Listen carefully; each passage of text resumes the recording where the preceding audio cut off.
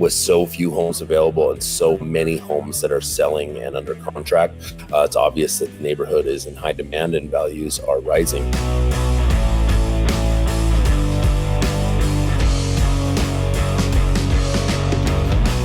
Hello, this is Merrill Jinks coming at you with an update regarding the housing market in the neighborhood of Seville in Gilbert, Arizona.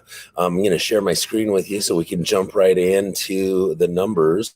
So let me just do that real quick. So this is our MLS, and right now what I'm looking at is all active listings in Seville. And right now we only have 3. A brand new listing. The photos aren't even in yet, for a house on Morning Star. It's a 3-bedroom, 2-bath, just under 1,700 square feet. And 2-car garage, and it just hit the market for $410,000. I wouldn't be surprised. In fact, I would probably be more surprised if they don't get multiple offers and sell above list price, but we'll see. I think I did see that the home is tenant occupied, so sometimes those tenant occupied homes can be a little bit trickier to sell in terms of getting top dollar for the house. It just depends on how cooperative the tenant is and how the property shows. Then we have another home here that's a 4-bedroom, 3-bath, 2750 square foot house that is asking $715,000, and this one has been on the market for 60 days. So, been on the market for an eternity in this market. So it's safe to say that they might be overpriced. It just definitely seems like a very long time for a home to be on the market. And then lastly, we've got this home here on Lafayette for $945,000. So that one, of course, is on a very large 18,000 square foot lot. So those are the only active listings currently in Seville. And then the interesting part is that if we look at, clicking on the wrong boxes here. If we look at how many listings are pending, there are 26. So significantly more pendings than there are actives. Just goes to show how hot the market is. If there's a home that is available, if you see a sign in the yard, there's at least almost 7 times more likely that the sign in the yard is a pending listing than it is an active listing. So, but anyway, 26 listings that are under contract or pending.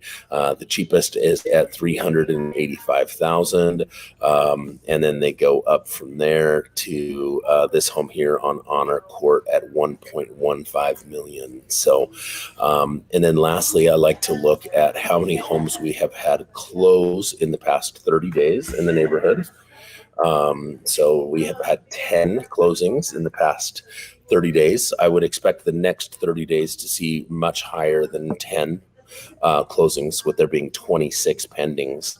But of the homes that we've had closed, the cheapest house it was 1,200 square feet. It went for $390,000. Is kind of an outlier though, because the second cheapest all the way up at $450,000. Although this home was very small at only 1,284 square feet, so their price per foot actually really high at 303.